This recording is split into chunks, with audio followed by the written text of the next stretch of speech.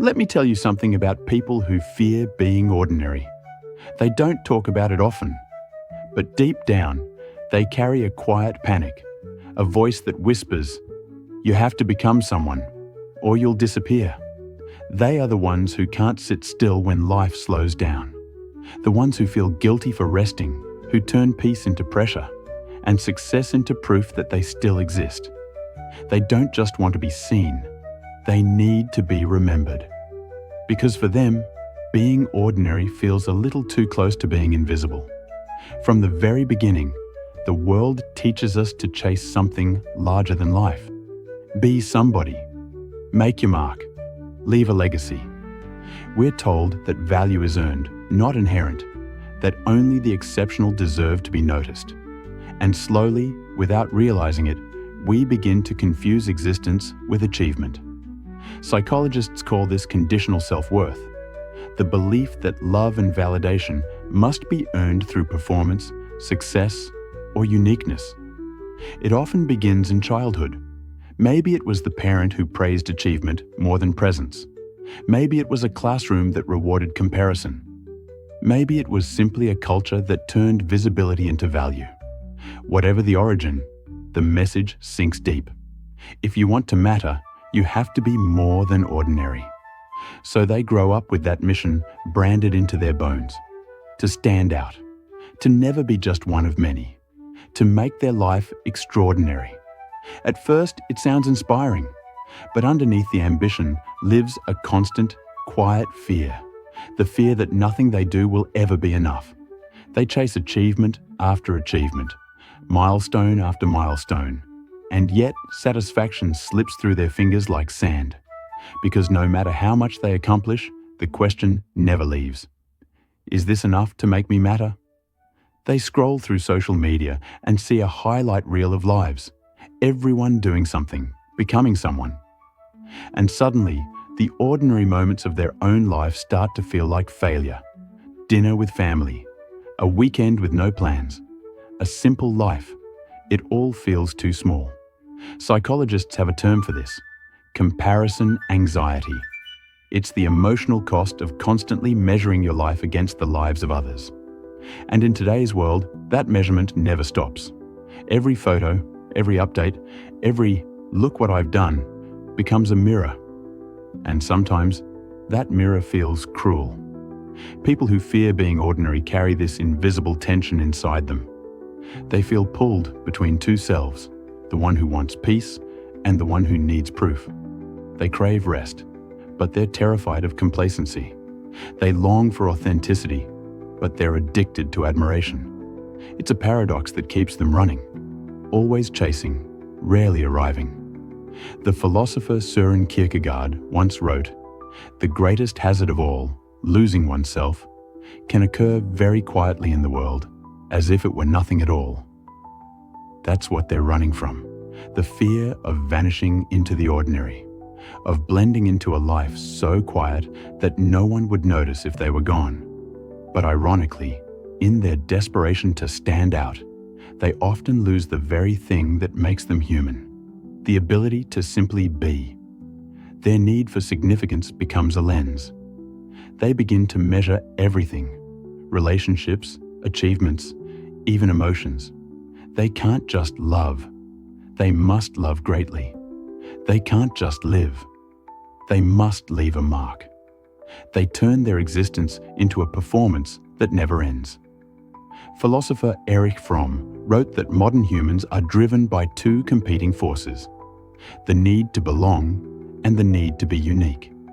Those who fear being ordinary get trapped between the two, wanting connection but craving distinction. They want to be part of something larger, yet separate enough to be remembered.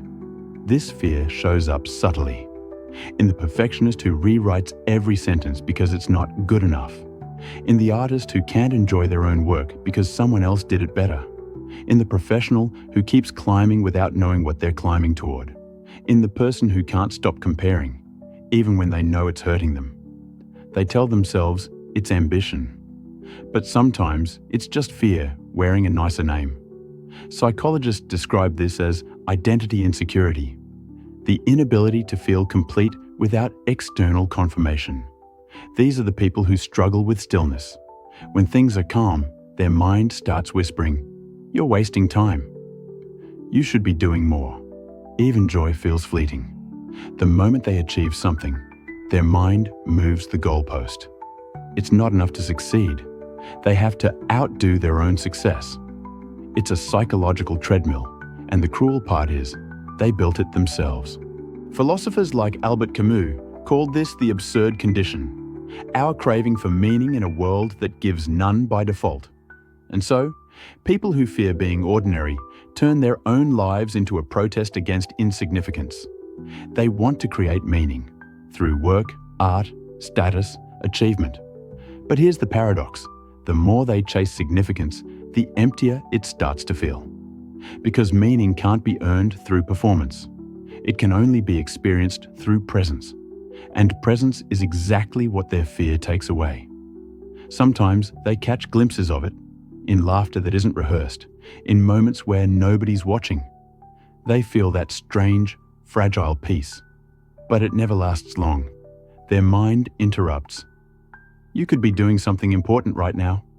They mistake productivity for purpose, busyness for identity. And without realizing it, they turn life itself into an endless audition. But the truth is, people don't remember you for being extraordinary. They remember you for being real, for making them feel seen, for existing with honesty and kindness.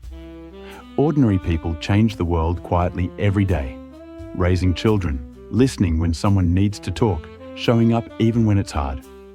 None of it trends, none of it gets applause. But that's where humanity lives. Over time, those who fear being ordinary often reach a breaking point, a moment when exhaustion feels heavier than ambition, when the idea of peace finally starts to sound more beautiful than attention. They begin to realize that maybe ordinary isn't the enemy, maybe it's the cure. They start to notice small things again, the warmth of sunlight through a window, the stillness of morning, the sound of laughter from another room. They start to live in moments instead of performing them. Psychologists call this reconnection with intrinsic value, the ability to find worth in experiences rather than validation. It's what happens when someone finally stops asking, "Do I matter?" and starts living like they already do. The truth is, ordinary isn't an insult. It's the natural rhythm of being human. We were never meant to be exceptional all the time.